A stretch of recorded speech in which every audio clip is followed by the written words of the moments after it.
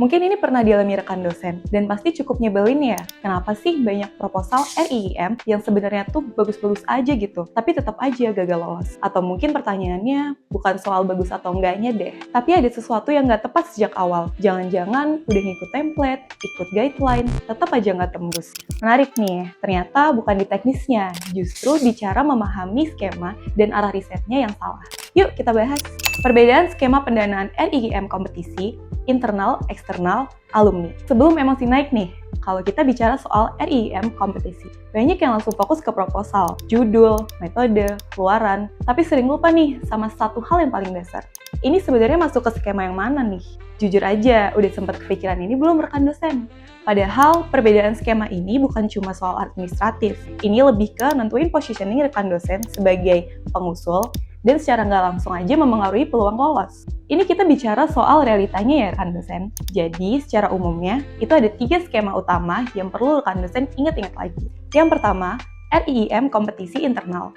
Ini lebih ditujukan khusus buat peneliti di lingkungan BRIN. Dalam skema ini, peneliti BRIN harus jadi ketua pengusul. Artinya, kontrol riset emang lebih terpusat secara institusional. Yang kedua, RIIM kompetisi eksternal. Nah, ini paling banyak diminati. Ya, karena udah terbuka buat perguruan tinggi, badan usaha, organisasi kemasyarakatan, sama lembaga riset pemerintah atau swasta. Tapi justru karena terbuka ini, kompetisi jauh lebih ketat. Di sini, bukan cuma kualitas riset yang diuji, tapi juga kesiapan kolaborasi dan relevansi institusi. Yang ketiga, ada RIIM kompetensi alumni. Kalau boleh jujur, skema ini terbilang menarik rekan dosen, karena sasarannya ke alumni penerima beasiswa pemerintah atau program tertentu. Tapi ada satu catatan penting, afiliasi tetap jadi syarat utama. Jadi nggak semua alumni otomatis bisa masuk tanpa basis institusi yang jelas. Kalau dilihat lebih dalam lagi, perbedaan dari 3 skema ini sebenarnya bisa dibaca dari 3 sudut pandang. Mulai dari siapa yang boleh mengusulkan, basis afiliasi yang diwajibkan sama arah ekosistem riset yang ingin dibangun.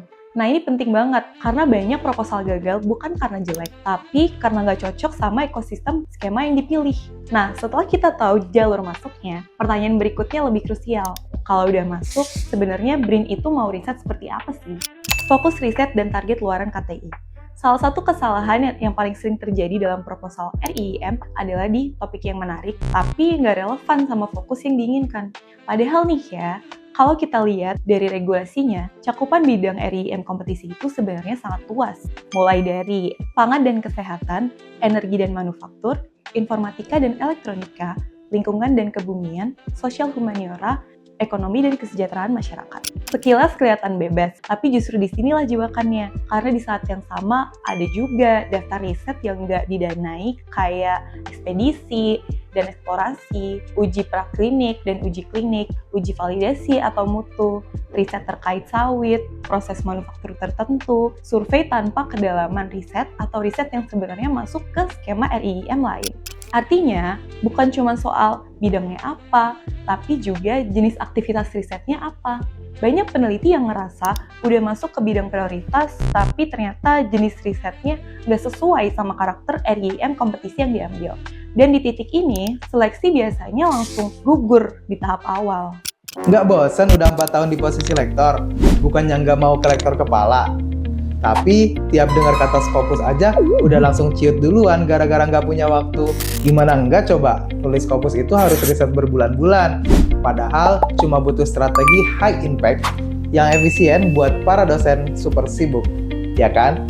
Maka dari itu pas banget duniadosen.com menyiapkan e-course Syntax Scopus Mastery. Dari draft ke accepted, rahasia publish jurnal bereputasi. Biar paham cara pilih jurnal yang fast track dan terhindar dari predator. Ditambah Scopus itu soal strategi, bukan cuma soal kerja kerasnya aja. Stop jadi dosen yang stuck di satu jabatan. Amankan sekarang lewat link di bawah ini, segera. Sekarang kita masuk ke bagian yang sering dianggap formalitas, tapi sebenarnya sangat menentukan target luaran. RIIM kompetisi nggak cuma menilai idenya aja, tapi juga kemampuan kamu ngejaga ritme produktivitas selama 3 tahun.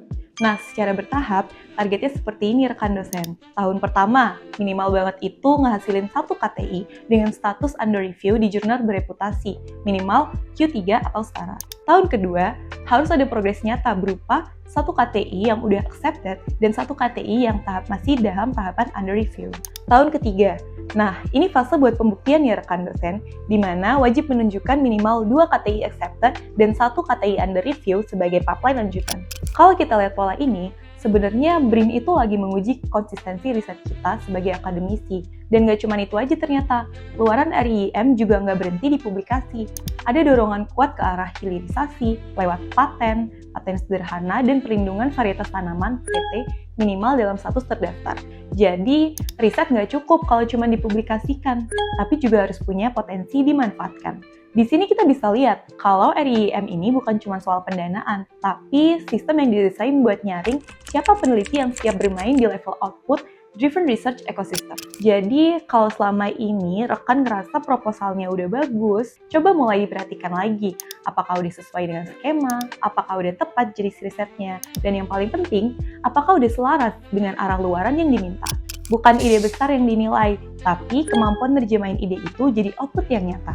Nah, bagian mana nih yang paling bikin rekan dosen itu ragu dengan skema, fokus, riset, atau target luarannya? Coba tulis di kolom komen. Kalau video ini bermanfaat, jangan lupa klik subscribe dan share ke rekan dosen lainnya ya. Like dan komen di bawah ini apa yang perlu kita kulik lagi sih seputar karir dan akademik dosen. Sampai jumpa di video selanjutnya.